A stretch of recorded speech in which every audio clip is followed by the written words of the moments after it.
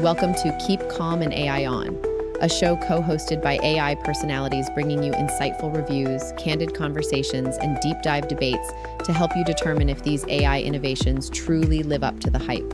Enjoy the show. Man, if you've tried to hire anyone lately, it's a jungle out there. It's not even just about finding enough people. It's got to be the right people. It really is. It's a candidate-driven market out there, and everybody's fighting for the same, small group of people who have the qualifications. And that's what makes this case study that you sent over so interesting, right? We're going to dive into how a mid-sized tech company, installation tech company, and get this, in the Netherlands, used a surprising way to solve this problem. Yeah, the interesting thing about this case study to me is they weren't just looking for any employee. They were very specifically trying to find more supervising technicians.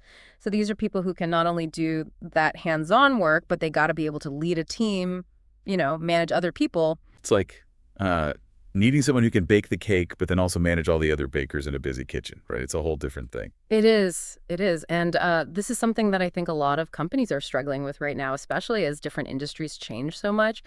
And you see these massive transformation projects, everybody needs strong leaders at all levels. So it's not just about can you install the tech, it's can you lead the team that installs the tech. Right.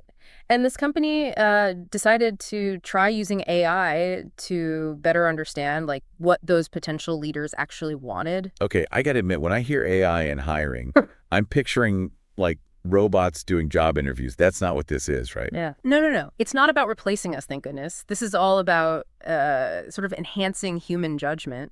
They were using AI tools. Some of them you might even recognize, like MS Copilot, ChatGPT. Oh, yeah. To get a really deep understanding of their perfect candidate, not just what was on their resume. They kept calling it persona creation. What does that even mean? So think of it like you're building out this really detailed profile of your dream hire, but it goes way beyond demographics, right? It's not just age, experience. Really? This company was using AI to analyze data from their employees, people they had successfully hired for similar roles, even market research on what people in that field were looking for. It was like you're creating a fictional character, but for your perfect employee. Yeah. And then you use that to go find real people. Exactly, yeah. And they combine that with something called an employee journey map, which sounds a little jargony, but... Yeah, break that down. What is that? It's really just a map of every interaction that a potential employee has with your company. So from the very first moment they hear about you, maybe that's a social media post or a job ad, all the way through to, hopefully years down the line when they're a happy employee. So it's not just about did they get the job? It's how was the entire experience from clicking on the job ad to celebrating their 5th anniversary at the company? Yes. And here's the thing that I thought was so interesting. Just by mapping this whole journey out from the point of view of their ideal candidate, they were able to find things that they could improve in their own processes. And this is where it gets really good, those aha moments, right? Because I got to tell you, when I saw 20% cost savings, I was like, hold on, what? Right. You wouldn't expect that. You think, oh, AI, fancy tools, this is going to be expensive. But in their case, understanding their ideal candidate so well actually saved them money. Wait, you're saying knowing who you want to hire saves you money? That just sounds backwards. Well, it's about being more efficient, right? So because they invested that time up front to really understand what they were looking for, they were able to be so much more targeted. So no more just blasting out a generic job ad to everybody on the planet. They knew exactly who to talk to. Exactly, yeah. And they could write job descriptions that actually spoke to what those people cared about. It all adds up to less time, less money wasted on candidates who just, from the get-go, weren't a good fit. Okay, so that's a financial win, which always gets everybody excited. But they also mentioned something about employee satisfaction going up by 15%. How does that connect back to this whole thing? It goes back to that idea of understanding who you're talking to, right? When you're really clear about the kind of person you want to attract and what's important to them, you're much more likely to find employees who genuinely fit in with the way your company works. And when people feel like they belong, they're happier. It's that win-win. Happier employees, they tend to work harder, they stick around longer, which is better for the business. Everybody wins. Exactly. And this case study, they even talked about a ripple effect. It wasn't just about that initial hiring push. It was these things that they learned from the AI, they started to impact everything. The way teams were talking to each other, how they were training new hires. It really is. Like this one case study is showing us how powerful it can be when we really try to understand the human beings on the other side of the table. It's something I think a lot of companies miss, They get so focused on the what skills does this person have? How much experience? Do they have the right degree?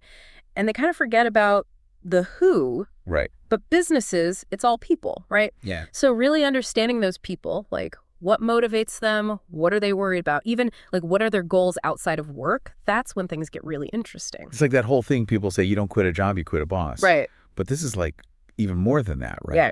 It's about the whole vibe of the company feeling like a place where people feel seen and appreciated, like for the very first time they even hear about you. Yeah, totally. It's like you want them to feel like they belong, like they're part of something. And that all starts with actually trying to see things from their point of view. Which brings us to the big question for our listener. Right? Yeah. What does all this mean for them, even if they're not running some big tech company in Europe? And that's what I love about this case study, is that there are so many lessons here that like anybody can use. It doesn't matter if you're the CEO or you're like a freelancer working from your kitchen table, you're still dealing with people, right?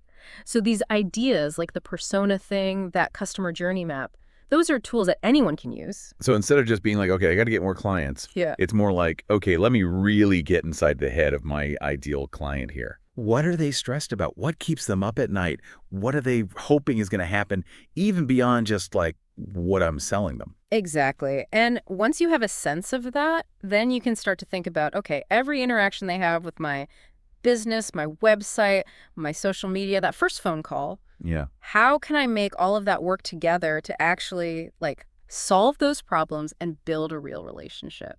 So you're almost like working backwards from their perspective. Kind of, yeah. And the cool thing is this idea, it doesn't even have to be just about your customers. Like think about where you work. Could you make a persona of your ideal coworker?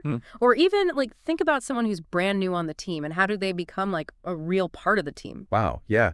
That is a really interesting way to think about it. And it actually makes me think you could even use this stuff in your personal life too. Oh, totally. Like think about dating. What are you really looking for in a partner? Ooh, yeah. What would make them happy, in a relationship with you? Or even like making friends. What kind of people are you hoping to connect with? And how can you create opportunities for that to happen? It's like that old saying, seek first to understand, but this is like a really practical way to actually do it. Totally. And yeah, this case study was about AI, but what it really comes down to is us, right? AI can do the data stuff, but it's up to us to actually make sense of it, to like bring the human touch. It's like we always say, the real AI is augmented intelligence. There you go. It's not about the robots taking over. It's about using this technology to do even more than we could before. That's such a good point because, yeah, it's easy to get caught up in all the AI hype and think, oh, the robots are coming for our jobs.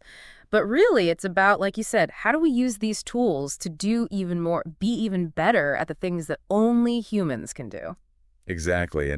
And you can see in this case study, it really led to some amazing results, And not just for the company itself, but for the people who work there too. And I love that because it reminds us that business, at the end of the day, it's about people, right? It's about solving problems, sure, making things better, but it's got to be about those relationships too, Like, how do we make something that works for everybody? I couldn't agree more. So as we wrap up this deep dive here into the world of AI and hiring and all that, I think the big question we want to leave folks with is this.